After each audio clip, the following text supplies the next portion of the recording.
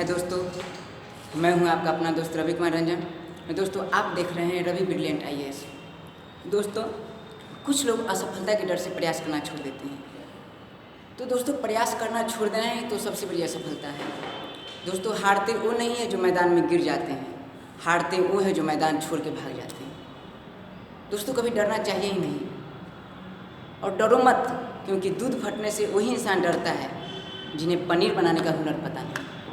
और काम करो, हमेशा चुनौतीपूर्ण काम करो, चैलेंजिंग काम करो, क्योंकि मैं वो काम ही नहीं करता जिसमें जीत फिक्स हो।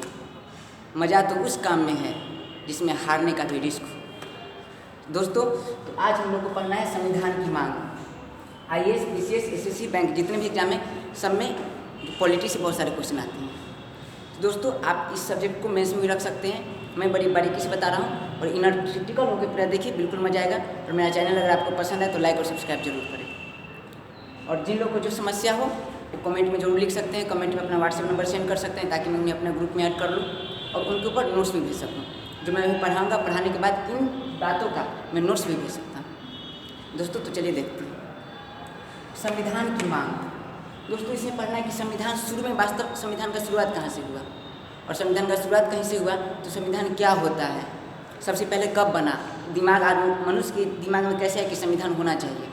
दोस्तों, हम पूरी इतिहास से चर्चा करते हैं। तो दोस्तों, आप लोग बहुत सारा विषय पढ़े होंगे तो जानते होंगे केमिस्ट्री होता है।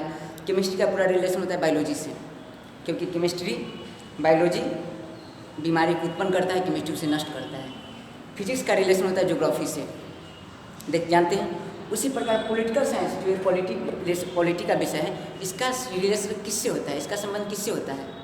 दोस्तों, याद रखिएगा, इसका संबंध पूरा का पूरा होता है इतिहास से। कैसे, इस बात में मैं चर्चा करता हूँ। दोस्तों, इतिहास आप पढ़ते हैं, इतिहास बीती हुई बात को जो लिखित विवरण हो उसे इतिहास कहा जाता है। तो इतिहास जिस वक्त खत्म हो जाता है, इतिहास चलते या चलते आप जानते हैं, प्राचीन इतिहास, फिर मध्यकालीन इतिहास, उसके बाद फिर क्या आया, आधुनिक इतिहास, मॉडर्न इंडिया। इसमें क्या, पूरा राष्ट्रीय आंदोलन की चर्चा की। राष्ट्रीय आंदोलन होते होते होते होते कब तक समाप्त हो गया, 1947 तक समाप्त हो गया। और 1947 के बाद तो अभी तक तो हम लोग अभी कब हैं, 2017 में है। तो इसके बाद भी तो कुछ घटना घटित हुई है, इसको भी तो लिखा जा चुका है, इसको भी तो लिखा जा रहा है, रोज़ अखबार में आ रहा है, इधर उधर आ रहा है। तो ये भी तो इतिहास है। तो हाँ दोस्तों, ये भी इतिहास है, लेकिन अब इसका नाम इतिहास नहीं, इसका नाम बदल के रखा गया है राजनीतिक विज्ञान। क्योंकि अब जो हो रहा है सब पॉलिटी, नेता, ये सब के चक्कर में हो रहा है, इसलिए इसका नाम रखा गया है राजनीतिक विज्ञान। ठीक है दोस्तों, तो याद रखिएगा, इतिहास जहाँ से खत्म हो जाता है वहाँ से पॉलिटिकल साइंस शुरू होता है। तो दोस्तों, हम लोग पढ़ेंगे 1947 से, लेकिन 1947 के पहले बहुत सारे क्वेश्चन जो आ जाते हैं। हम देखते हैं कि संविधान की उत्पत्ति कहाँ से हुई, संविधान का क्या मतलब होता है, सबसे पहले माइंड में कैसे आया, इसकी पूरी चर्चा करते हैं। तो देखिए, तो दोस्तों याद रखिएगा, संविधान का मतलब क्या होता है। देखिए, सम मतलब सभी, और विधान मतलब समस्याओं का समाधान। तो सारी समस्या को जो समाधान करता है उसे ही संविधान कहा जाता है। सबसे पहले संविधान का जो वर्ड है, सबसे पहले माइंड में आया था, वो आया था भारत के साम्यवादी आंदोलन के एक प्रवर्तक थे, जिनका नाम था M.N. राय। M.N. राय, इनके मन में आया था। कब आया था, तो दोस्तों याद रखिएगा, 1934 ईस्वी में। ये कौन थे, तो ये थी साम्यवादी दल के समर्थक, प्रवर्तक, साम्यवादी दल के प्रवर्तक। दोस्तों, एक लाइन में मिस मत कीजिएगा, क्योंकि हर लाइन से ऑब्जेक्टिव सवाल आता है, और आपका ऑब्जेक्टिव जो है वो प्री एग्जाम में पूछे जाते हैं। जितना मैं लाइन बोलता हूँ, हर लाइन पे ध्यान दीजिएगा, और हर लाइन को दिमाग में बैठा लीजिए, याद कर लीजिएगा। तो M.N. रॉय सबसे पहले अगर आपसे पूछे तो संविधान बनाने का विचार भारत में सबसे पहले किसके मन में आया था, M.N. रॉय के मन में। कब आया था, 1934 ईस्वी में।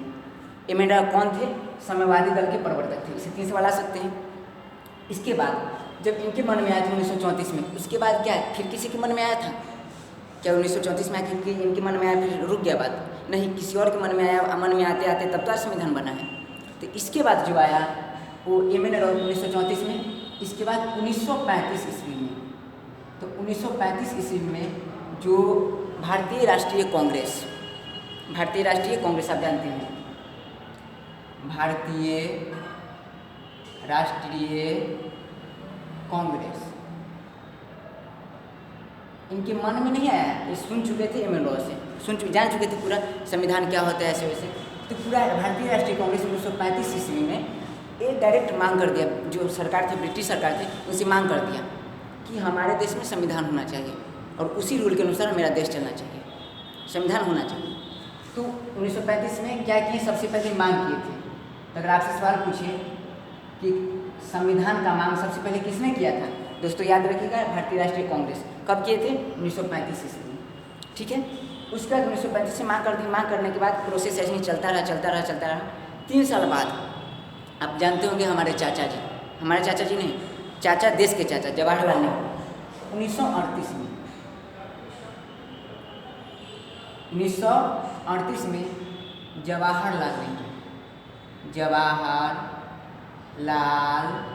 नेहरू ये 1938 में बात की इस मुद्दे पे कि चलिए कोई बात नहीं, चलिए संविधान की मांग किए। सबसे पहले कौन की मांग किए थे, कांग्रेस वाले संविधान की मांग किए। तो संविधान चलिए आ तो जाएगा, संविधान कहीं से लाएंगे नहीं, संविधान तुमको बनाना पड़ेगा। जवाहरलाल नेहरू 1938 में सोचे कि भाई संविधान बनाया जाएगा, लेकिन भारत में संविधान बनाएगा कौन?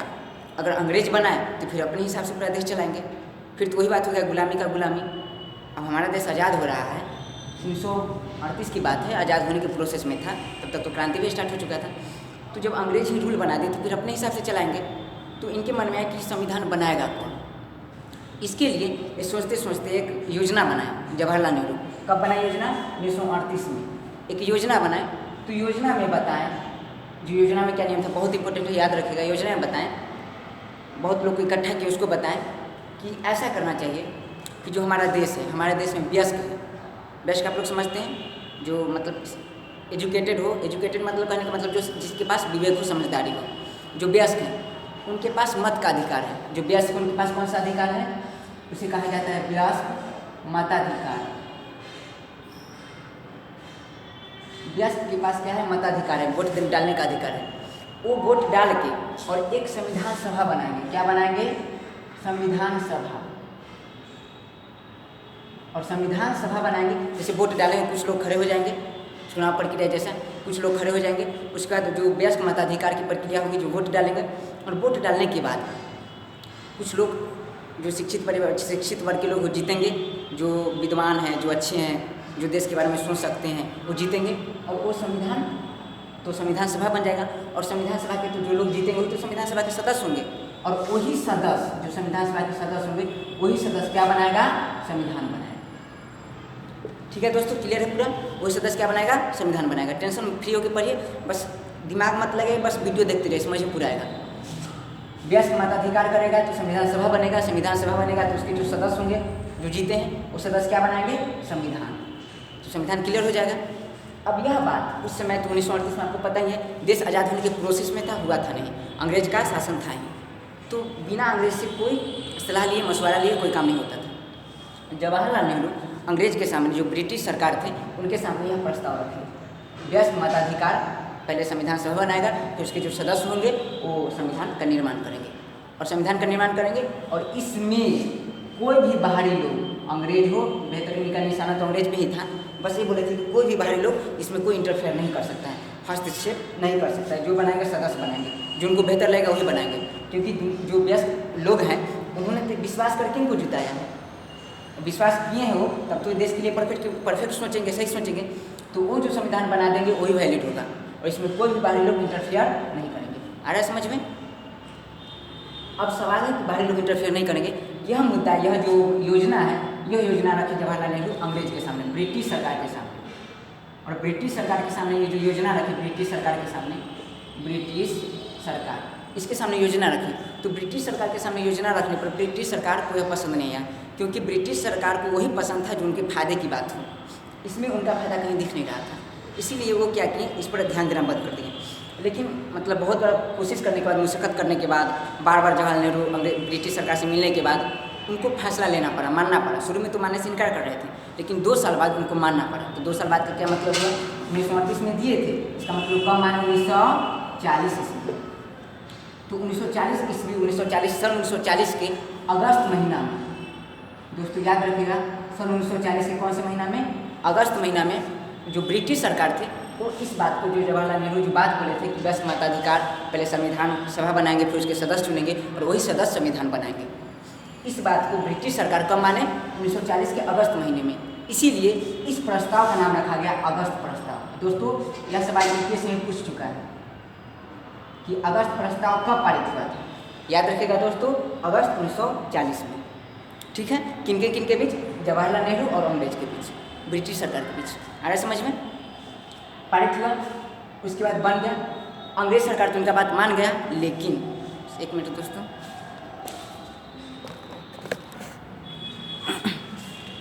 तो अगस्त प्रस्ताव पारित हो चुका था। अगस्त प्रस्ताव होने के बाद अंग्रेज मान चुके थे कि हाँ ठीक है, आप अपना एक संविधान सभा बनाइए, उसके जो सदस्य होंगे वो संविधान का निर्माण करेंगे। लेकिन अंग्रेज, आप जानते हैं, हमेशा अपने फायदे की बात सोचते हैं और चुपके से वैसा काम कर देते थे जो भारतीयों को पता नहीं होता था। और उनका सरकार था, उनका पूरा अधिकार था और भारतीयों को मानना पड़ता था। तो देखिए क्या हुआ उसके बाद। अंग्रेज तो मान के 1940 में मान गए, लेकिन ये सब सोच ही रहे थे कुछ कि 1942 ईस्वी में, याद रखिएगा, सन 1942 ईस्वी में जो अंग्रेज थे, ब्रिटेन के थे, ब्रिटेन से, वहाँ से इंग्लैंड से एक मंत्रिमंडल के जो कैबिनेट मंत्रिमंडल के एक सदस्य थे जिनका नाम था क्रिप्स, उनको भेज दिए। कब भेजे? 1942 में। तो अगर आपसे सवाल पूछे कि क्रिप्स भारत कब आया था, तो याद रखिएगा 1942 में ये आए। तो क्रिप्स जो आए थे एक मिशन लेके आए थे भारत में। तो आप सुने होंगे, बहुत इंपॉर्टेंट क्वेश्चन है, क्रिप्स मिशन।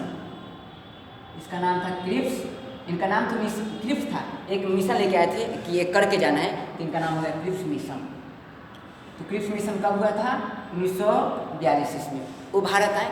और सबसे बड़ी बात है, सबसे अच्छी बात यहाँ कि वो जब भारत आए थे तो एक संविधान बना के आए थे। वो सोचे थे कि यहाँ आएंगे और वह संविधान लागू कर देंगे। वो आए, आने पर जैसे ही आए क्रिप्स मिशन, क्रिप्स आए भारत, अपना एक संविधान का जो ढांचा था, योजना था, वो भारतीय के सामने प्रस्तुत किए। भारतीयों को देखें तो वो योजना इस प्रकार था। वो बताएं कि देखिए कोई बात नहीं है, आपका जो भारत देश है वो धर्म से ढका हुआ है, हिंदू धर्म, मुस्लिम धर्म, सिख धर्म, ईसाई धर्म, बहुत सारे धर्म हैं। तो मेरा जो संविधान है इसमें किसी धर्म को ठेस नहीं पहुँचेगा। आज़ादी से अपना धार्मिक निभा सकते हैं, जो धर्म अपना आज़ादी से निभा सकते हैं। चलिए, भारतीय के लिए अच्छा बात था। चलिए, तो क्रिप्स का मतलब था कि आप धर्म अच्छे से निभा सकते हैं। दूसरा था कि यहाँ बहुसंख्यक भी है और अल्पसंख्यक भी है। ठीक है, तो जो बहुसंख्यक है और जो अल्पसंख्यक है, तो मेरा संविधान, जो क्रिप्स अपना संविधान लेके आया था, वो बोले कि जो मेरा संविधान है इसे किसी को ठेस नहीं पहुँचेगा। जो बहुसंख्यक है उसको भी वही अधिकार मिलेगा, जो अल्पसंख्यक है उसको भी वही अधिकार मिलेगा। तो भारत के लिए अच्छा बात था। चलिए, तो बहुसंख्यक का अधिकार, बहुसंख्यक का अधिकार, और फिर अल्पसंख्यक का अधिकार, वो क्या रहेगा? सेम रहेगा। अल्पसंख्यक और बहुसंख्यक दोनों का अधिकार क्या होगा? सेम होगा। भारत के लिए अच्छी बात है।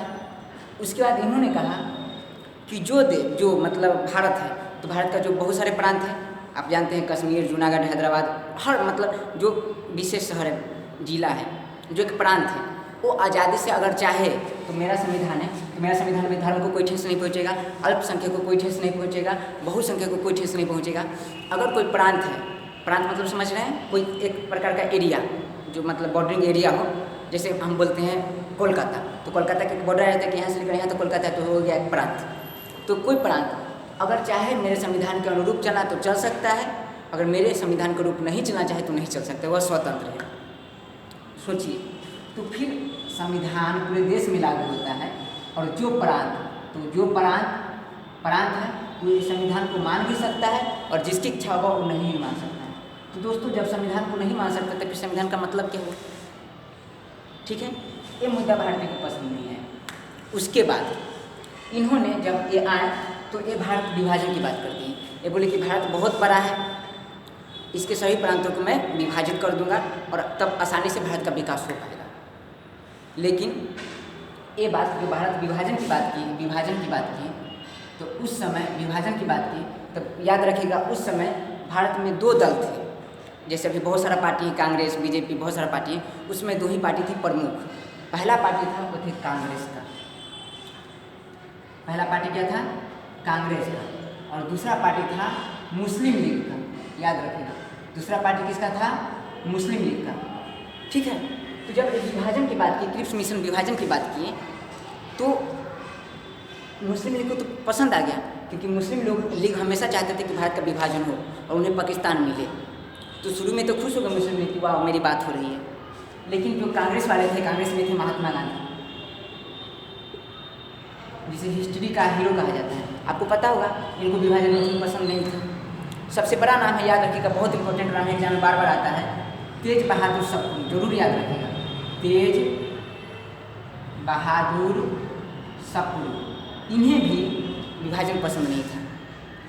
इसके बाद जो सिख थे, सिख, इन्हें कहा गया था कि अब पंजाब लेके आपको पंजाब में बांट दिया जाएगा, मतलब भारत से अलग पंजाब दे दिया जाएगा, विभाजित कर दिया जाएगा।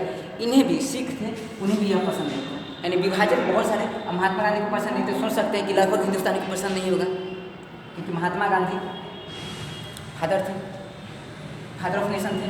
तो बहुत भारतीयों को पसंद नहीं था। लेकिन पसंद किसे था? मुस्लिम लीग को। लेकिन ये चाह रहा था, अब इसका समझने का मतलब दूसरा था। इनका क्रिप्स मिशन के कहने का मतलब दूसरा था। सोचिए क्या था इनका कहने का मतलब था कि भारत को छोटे छोटे टुकड़ों में बांट देंगे, फूट डालो, तोड़ देंगे, छोटे छोटे टुकड़ा में बांट देंगे। लेकिन इनको चाहिए था क्या? छोटा छोटा टुकड़ा नहीं, भारत को दो भाग में, जैसे भारत है पूरा, इसको दो भाग में बांटिए। एक भाग में भारत रखिए, हिंदुस्तान रखिए, और एक भाग को पाकिस्तान कर दीजिए। मुस्लिम लीग का एक कहना था। और इसका अपना संविधान होगा और इसका अपना संविधान होगा। तो क्रिप्स मिशन से मुस्लिम लीग ने कहा कि हमें छोटा छोटा टुकड़ा नहीं, हमें पाकिस्तान चाहिए, बस क्रिप्स मिशन। और उसके बाद पाकिस्तान चाहिए। मुस्लिम लीग में जानते हैं अल्पसंख्यक थे, कम लोग थे, यहाँ बहुसंख्यक थे। इन लोगों को विभाजन मौजूद नहीं था, विभाजन मंजूर नहीं था। बस इन लोगों ने क्रिप्स मिशन को त्याग कर दिया, बहिष्कार कर दिया कि नहीं, आपके संविधान को नहीं माना जाएगा। क्रिप्स मिशन हार मान को वापस चलेंगे। ये वापस गए ब्रिटेन, और जस्ट अंग्रेजी सरकार ने दूसरा भेज दिया। और दूसरा किनको भेजा? तो वो भेजे थे, बता रहे हैं दोस्तों, उनका नाम था कैबिनेट मिशन। आप सुने होंगे। क्रिप्स मिशन के बाद कब कौन आए? Cabinet mission. तो दोस्तों क्रिप्स मिशन के बाद आए कैबिनेट मिशन। कैबिनेट मिशन जब ये आए तो जब सोचिए, अब सोचने वाली बात है कि क्रिप्स मिशन गए, तो क्रिप्स मिशन, अब सोच लीजिए, क्रिप्स मिशन आया, वो अपना सुझाव दिए, लोगों ने मानने से इनकार कर दिया, वापस चले गए। तो अंग्रेज तो चापलूस थे ही, वहाँ गए, वहाँ शायद माना जाता है ऐसा कि वो योजना बनाए, और योजना बनाए कि भारतीय किस हाल में रहना चाहते हैं। तो अंग्रेज तो शुरू से ही धोखा देते आ रहे थे। वो कैबिनेट मिशन वापस आए, और वापस आने के बाद यहाँ वो वही बात की बात किए जो भारतीय चाहते थे। लेकिन भारतीय चाहते थे, भारतीय से मतलब नहीं था उनका मतलब था बहुसंख्यक से, जो ज़्यादा लोग उनका सपोर्ट करें।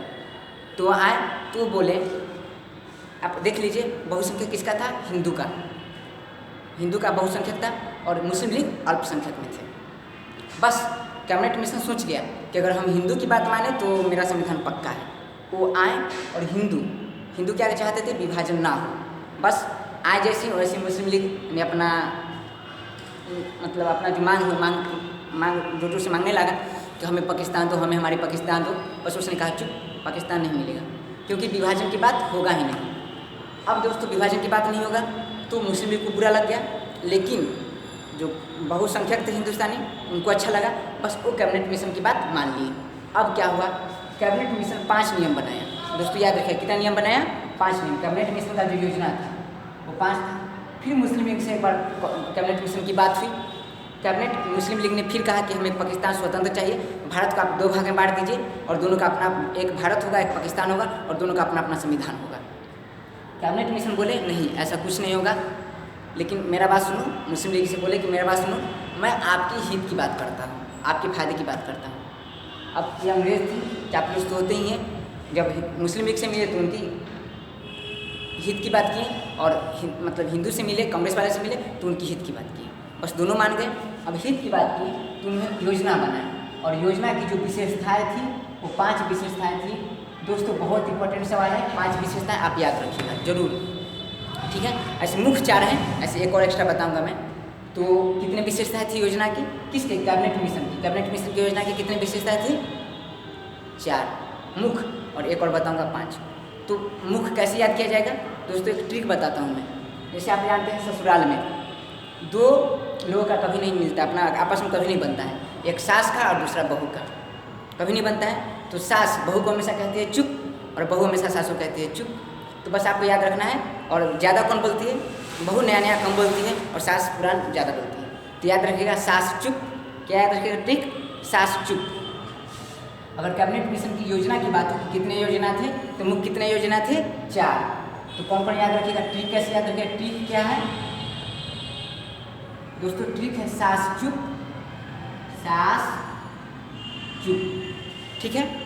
जिसमें से सास चुप का क्या मतलब है समझिए। सबसे पहले तो जो कैबिनेट मिशन आए थे, एक योजना की बात की थी, योजना भारतीय के सामने प्रस्तुत की कि देखिए आपको योजना पसंद आएगा, ये सब देखिए तो उनको योजना पसंद आया। एक उसी योजना की बात की थी जो जवाहरलाल नेहरू बोले थे। वो बोले थे कि जो वयस्क मताधिकार हैं वो वोट करेंगे, एक संविधान सभा बनेगा और उसके जो सदस्य होंगे वही संविधान बनाएंगे। दोस्तों क्लियर है पूरा? जो दिक्कत हो दोस्तों कमेंट जरूर कीजिएगा, ठीक है, ताकि मैं और सुधार इसमें कर सकूँ। उसके बाद है सास चुप ट्रिक है। तो बस उसी मुद्दे की बात किए थे, खास मुद्दे की बात किए थे, ये वही दे रहे थे जो भारतीय को चाहिए। जैसे भी देखिए 2 प्रकार के हीरो हैं, खेसारी लाल यादव, अमिताभ बच्चन। दोनों का कुछ दिन पहले स्टेटमेंट सुनने को आया था।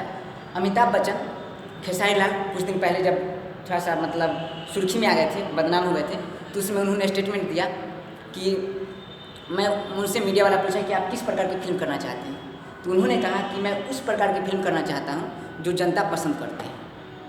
मैं उस प्रकार की फिल्म करना चाहता हूँ जो जनता पसंद करते हैं। वही बात अमिताभ बच्चन से पूछा गया कि आप किस प्रकार की फिल्म करना चाहते हैं। उन्होंने कहा कि मैं जिस प्रकार का फिल्म कर दूँ, मेरा ऐसा छवि हो गया है कि मैं जिस प्रकार का फिल्म कर दूँ जनता को पसंद आ जाता है। तो दोस्तों अंग्रेज अमिताभ बच्चन नहीं थे, अंग्रेज खेसारी लाल यादव थे। मतलब उनका कहने का मतलब था, ऐसे दोनों को मैं बिग फैन हूँ, उनका कहने का मतलब था, अंग्रेज का कहने का मतलब था, अंग्रेज वो मुद्दा लेके आए थे जो भारतीयों को चाहिए था, खेसारी लाल यादव वो दे रहे हैं जो जनता को चाहिए, ठीक है दोस्तों। तो अंग्रेज वो लेके आए थे जो भारतीयों को चाहिए था। भारतीयों को क्या चाहिए था? एक संविधान सभा हो, उसके कुछ सदस्य हो, और उसके जो सदस्य हो वो क्या करे? संविधान बनाए। तो बस वो एक योजना लेके आए थे। योजना क्या था? सास चुप, याद रखिएगा। सब फॉलो होता है, स का मतलब होता है सबसे पहला योजना था तो सदस्य के बारे में, कि जो सभा बनेगा उसमें कितने सदस्य होंगे, ठीक है। स से याद रखिएगा सदस्य, आ रहा है समझ में। दूसरा फिर एक है स, उससे याद रखिएगा पहला क्या हो गया दोस्तों? सदस्य, मतलब इसमें कितने सदस्य होंगे, कौन कौन सा कौन का काम होगा, ये सदस्य हो गया। तो याद रखिएगा दोस्तों सदस्य। और उसके बाद जो स है उसका मतलब होता है समुदाय। जैसे जानते हैं दोस्तों भारत में बहुत सारे समुदाय हैं, तो किस समुदाय का अर्थ क्या हुआ, कैसे हुआ, पूरा समुदाय का बारे में योजना था। तीसरा था चू से याद रखिएगा कि समुदाय हुआ तो समुदाय का गठन कैसे होगा। सदस्य तो हम रख लिए कुछ, और सदस्य रख लिए तो उसका एक समुदाय सपोर्ट करने वाला होगा। जैसे अभी आप लोग देखते हैं जातिवाद है, अगर यादव हैं तो उनको यादव ज़्यादा वोट दे रहे हैं, ऐसा जातिवाद है भारत में। अगर मान लीजिए मतलब जातिवाद वोटिंग होता है अभी, उसी प्रकार उस समय भी होता था। जो सदस्य हैं तो उनको कौन सा, अगर मुस्लिम को इलेक्शन में खड़ा हो गया तो मुस्लिम वाले उसको वोट देंगे। तो ऐसा था, उसमें सदस्य और समुदाय में था रिलेशन। उसका जो चूस होता था चुनाव, मतलब चुनाव होगा तो चुनाव तो कहाँ होगा? एक्चुअली चुनाव कहाँ होगा? एक्चुअली चुनाव कहीं हो भी जाएगा तो चुनाव करने का कुछ ना कुछ तो प्रक्रिया होगा। आपको बस याद रखिएगा चुनाव का प्रक्रिया, चुनाव प्रक्रिया। दोस्तों ये 4 मुख्य बातें हैं, समझ में आ गया? सास चुप, सदस्य, समुदाय, चुनाव कहाँ होगा और चुनाव का क्या प्रक्रिया होगा। क्लियर है? अब देखना बात इसमें है कि सदस्य, समुदाय, चुनाव और कहाँ। तो दोस्तों बहुत इंपॉर्टेंट बात है, बहुत इंपॉर्टेंट बात है, ध्यान दीजिएगा। सवाल आ जाता है कि जिस समय कैबिनेट मिशन आया था उसमें कितने सदस्य रखने की बात की गई थी संविधान सभा में। तो याद रखिएगा संविधान सभा की बात हो रही है, तो उस समय बताया गया था कि जो संविधान सभा होगा उसमें जो चुनाव होगा, संविधान सभा बनने से पहले चुनाव होगा तब तो वयस्क मताधिकार दिया जाएगा। तो जो संविधान सभा होगा उसके चुनाव के लिए जो मतलब सदस्य चुने जाएंगे वो चुने जाएंगे कितने? तो दोस्तों याद रखिएगा 389। संविधान सभा में क्या होंगे? सबसे पहले सदस्य। तो सदस्य की संख्या कितना होगा मेरे दोस्त? 389, याद रखिएगा 389। बहुत इंपॉर्टेंट क्वेश्चन है। संविधान सभा में कितने सदस्य होंगे? 389, इलेक्शन लड़ने के समय 389। अब 389 को 2 भाग में बांटा गया। जो सदस्य होंगे 2 प्रकार के होंगे। इन्होंने कहा वो बात कि कुछ ऐसे उस समय थे प्रांत जो स्वतंत्र रहना चाहते थे, वो नहीं चाहते थे पार्टिसिपेट करना। जैसे जम्मू कश्मीर आज भी स्वतंत्र है, विशेष राज्य का दर्जा मिला हुआ है, पता है।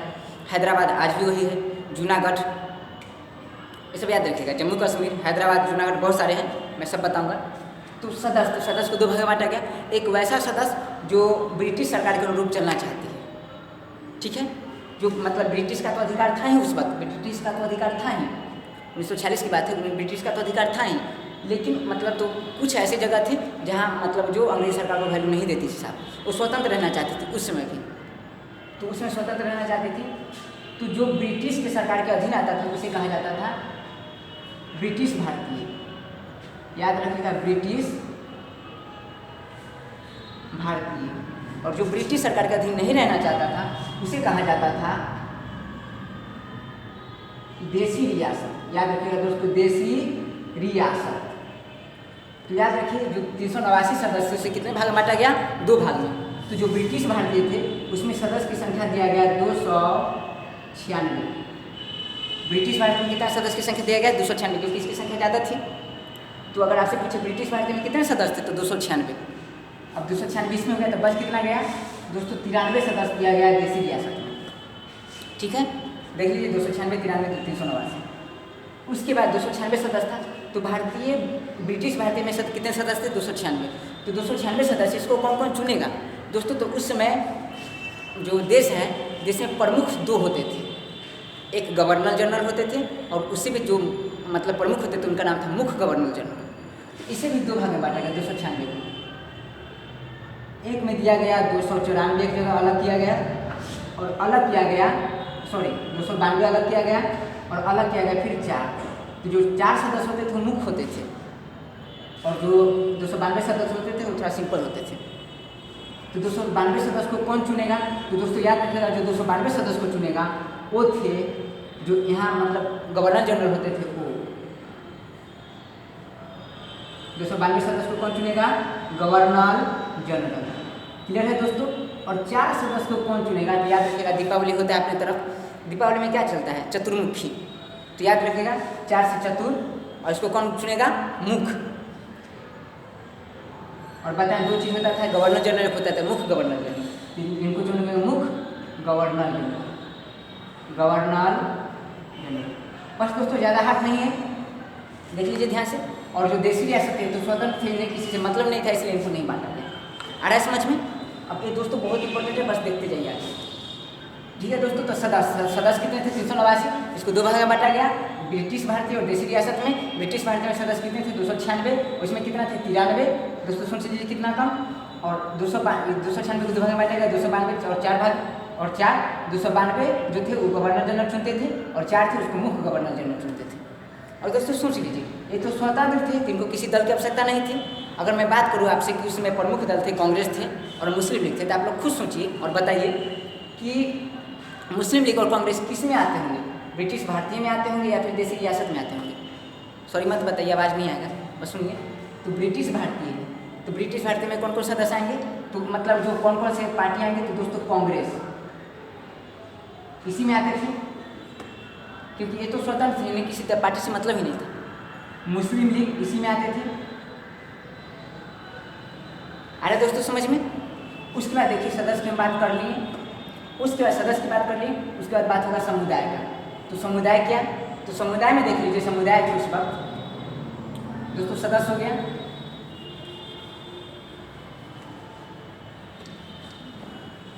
दोस्तों, ठीक है, सास चुप। तो सदस्य की बात कर ली, इधर सदस्य की बात। अब है समुदाय की बात। तो दोस्तों याद रखिएगा, जो समुदाय उस वक्त होता था, समुदाय, वो समुदाय होता था 3 प्रकार का। एक समुदाय सबसे पहले रखा गया था जिसका नाम था मुस्लिम समुदाय, क्योंकि मुस्लिम लीग अलग था और कांग्रेस अलग था, तो मुस्लिम समुदाय, ठीक है। दूसरा समुदाय अलग रखा गया था, और ये सिर्फ अल्पसंख्यक के लिए था, जिसका संख्या कम हो। तो पहला समुदाय था जिसका नाम था मुस्लिम समुदाय। दूसरा समुदाय था जिसका नाम था सिख समुदाय, और तीसरा समुदाय था जिसका नाम था सामान्य समुदाय। इसमें मुस्लिम और सिख को छोड़ के बाकी सब आते थे सामान्य समुदाय में। और दोस्तों ये सब जो मुस्लिम समुदाय, सिख समुदाय और समान समुदाय, ये किसको सपोर्ट कर रहे थे? ब्रिटिश समुदाय को, ब्रिटिश भारतीय को, ठीक है, क्योंकि इनको तो किसी से मतलब था नहीं, तो स्वतंत्र थे खुद में। आ रहा है दोस्तों समझ में? उसके बाद, ठीक है। और ये सब क्यों हो रहा है? ये सब इसलिए हो रहा है संविधान सभा बनाने के लिए, क्योंकि संविधान सभा बनेगा तो सदस्य बनेंगे तो संविधान बनेगा, ठीक है। संविधान सभा होगा। आ रहा है समझ में पूरा दोस्तों? चलिए, समुदाय की बात कर ली, अब बात करते हैं चुनाव की। तो चुनाव कहाँ होगा? तो दोस्तों चुनाव कहाँ होगा? तो हम बात करते हैं प्रांत की। तो हर प्रांत में एक असेंबली होता है, तो जो प्रांत का जो असेंबली होगा वहाँ ही चुनाव होगा। कैबिनेट मिशन क्या बताए? जो प्रांत का असेंबली होगा वहाँ ही चुनाव होगा। तो चुनाव कहाँ होगा? तो प्रांतीय असेंबली में। दोस्तों याद रखिएगा, प्रांतीय असेंबली में क्या होगा? चुनाव होगा। आ रहा है समझ में? उसके बाद सवाल है कि चुनाव होगा तो इसका प्रक्रिया क्या होगा? तो दोस्तों चुनाव का जो प्रक्रिया होगा वो होगा एकल संक्रमणीय पद्धति। याद रखिएगा, बहुत इंपॉर्टेंट है, बहुत ज़्यादा इंपॉर्टेंट है। चुनाव का प्रक्रिया क्या होगा? एकल संक्रमणीय पद्धति। दोस्तों यही प्रक्रिया भी राष्ट्रपति के चुनाव में चलता है। ये क्या होता है? जैसे मान लीजिए आपके गांव में कोई मुखिया है या फिर आपके यहाँ कोई विधायक है, तो विधायक के अंडर में, मान लीजिए विधायक के अंडर में 500 प्रतिनिधि, 500 लोग हैं, और 500 लोग का एक विधायक प्रतिनिधि करता है। तो जब राष्ट्रपति का इलेक्शन होगा तो राष्ट्रपति में 500 लोग वोट डालने नहीं जाएंगे। वोट कौन डालने जाएंगे? एक विधायक। और एक विधायक जाएंगे, वो एक वोट डालेंगे, तो उनके अंडर में कितने लोग हैं? 500 वोट। और 500 वोट है तो एक वोट नहीं गिना जाएगा, उनका 500 वोट गिना जाएगा। आ रहा है समझ में? इसे कहा जाता है एकल संक्रमणीय पद्धति। आ रहा है दोस्तों समझ में? तो ये था 4 मुद्दा।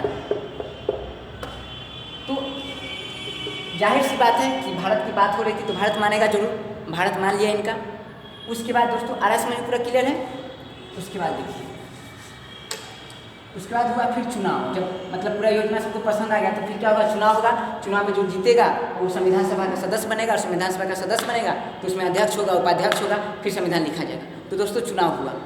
अब चुनाव कब हुआ देखिए,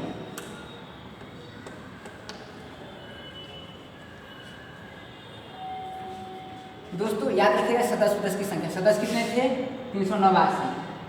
भारत में जो ब्रिटिश भारत के कितने थे? 296। और वो कितने थे?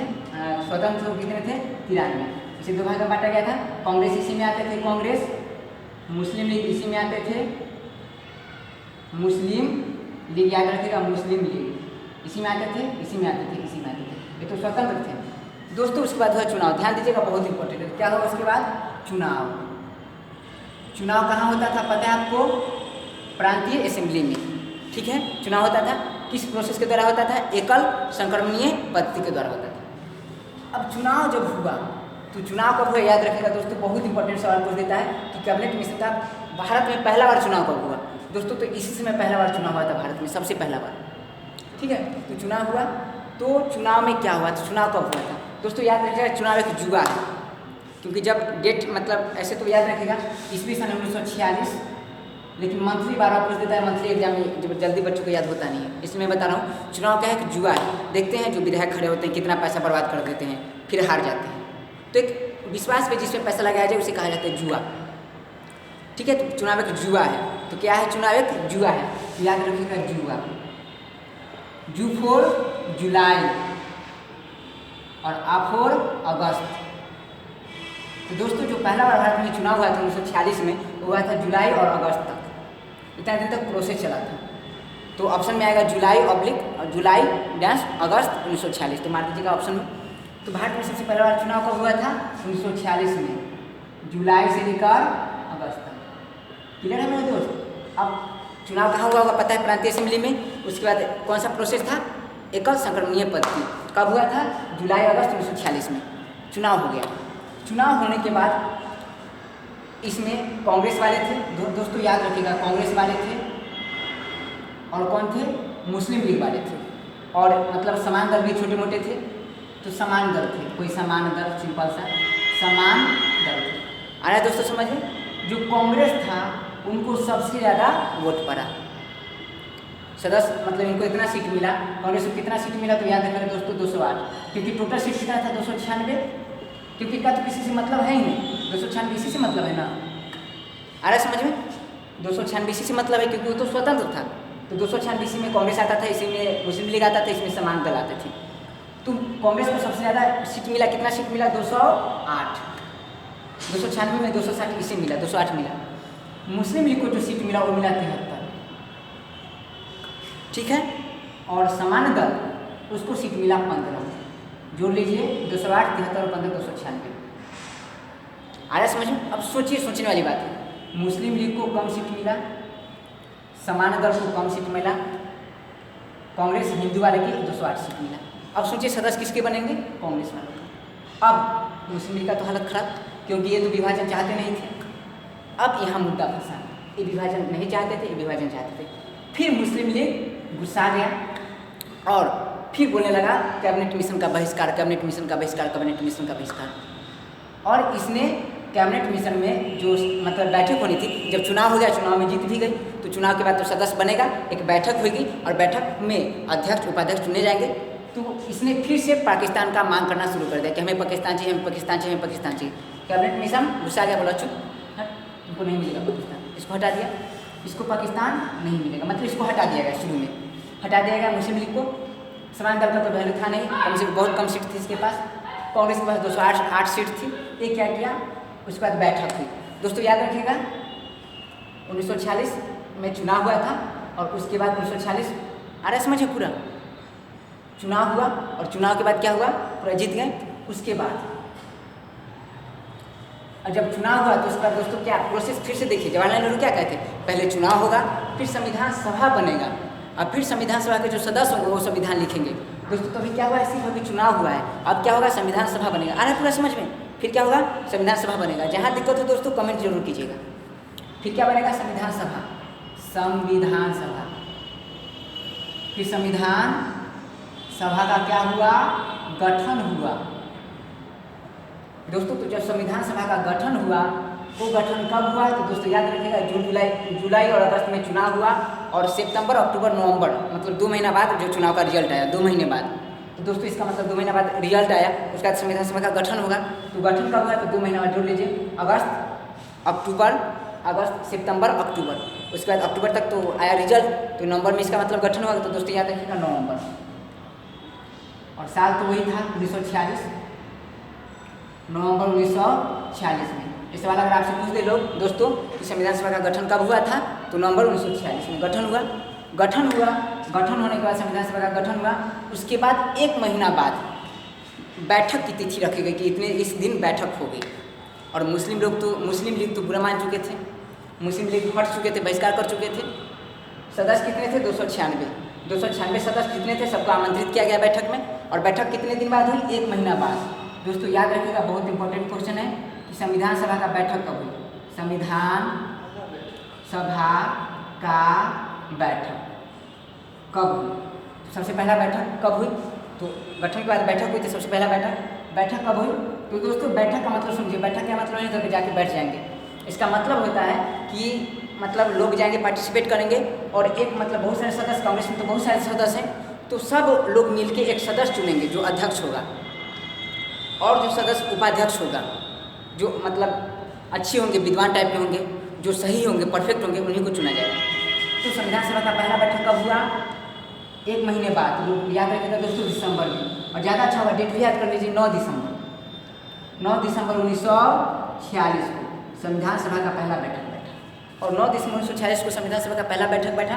बैठने के बाद बैठक हुआ, उसके बाद उस समय ध्यान दीजिएगा दोस्तों, जो भारत के सबसे बड़े हस्ती, बड़े महापुरुष वहाँ मौजूद थे। बस एक महापुरुष को छोड़ा के, जिनको आप जानते हैं, महात्मा गांधी, वो इस बैठक में सम्मिलित नहीं गए थे। उसके बाद सदस्य कितने थे? 296। अरे दोस्तों कितने सदस्य थे? 296। अब सोचिए 296 सदस्य थे, लेकिन मुस्लिम लीग तो बुरा मान चुके थे, इसलिए मुस्लिम लीग का कोई भी प्रतिनिधि वहाँ नहीं गया। मुस्लिम लीग के जितने भी सपोर्टर थे कोई वहाँ नहीं गए। तो पहले ही 73 हटा दीजिए। और कुछ एब्सेंट थे दोस्तों, याद रखिए 296 तो थे सदस्य, लेकिन प्रेजेंस कितने हुए थे? तो याद रखिएगा दोस्तों 211। ठीक है, 211 प्रेजेंस हुए थे पहली बैठक में। दोस्तों याद समझ में पूरा रहा है, 211 लोग प्रेजेंस हुए थे। अब प्रेजेंस हुए उस समय, तो दोस्तों आपसे क्वेश्चन है, देखते हैं जवाब कौन देता है। जो इसको जवाब पता हुआ कमेंट कीजिएगा।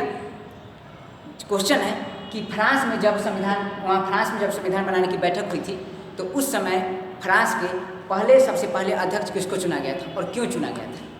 बहुत इंपॉर्टेंट सवाल है, आईएएस में पूछ चुका सवाल है। सेम जब फ्रांस में जो बैठक हुई थी पहला, संविधान सभा का बैठक हुआ था पहला, और उसमें अध्यक्ष किसे चुना गया था, नाम मैं नहीं बताऊंगा, आप लोग कमेंट कीजिएगा।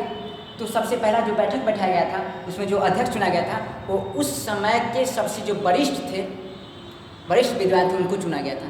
सेम वही बात यहाँ भी अप्लाई किया गया, जितने भी सदस्य आए थे उनमें जो वरिष्ठ थे उनको अध्यक्ष चुना गया, लेकिन वो अध्यक्ष थे वो अस्थायी थे। भारत की बात मैं कर रहा हूँ, भारत की जो अध्यक्ष थे कौन थे वो अस्थायी अध्यक्ष थे। अस्थायी अध्यक्ष, अस्थायी का मतलब होता है कि अस्थायी नहीं है, हट जाएंगे, अस्थायी अध्यक्ष।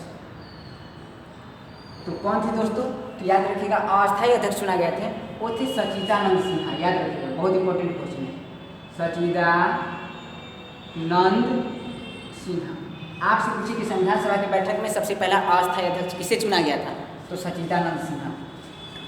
उसके बाद कुछ दिन बाद इनको हटा के, क्योंकि अस्थायी थे, इनको हटा के और बनाया गया जिनका नाम था, और उनको बनाया गया अस्थायी अध्यक्ष। आप लोगों को पता होगा, बहुत इंपॉर्टेंट क्वेश्चन है। अस्थायी अध्यक्ष बनाया गया, उनका नाम था डॉक्टर राजेंद्र प्रसाद। डॉक्टर राजेंद्र प्रसाद। और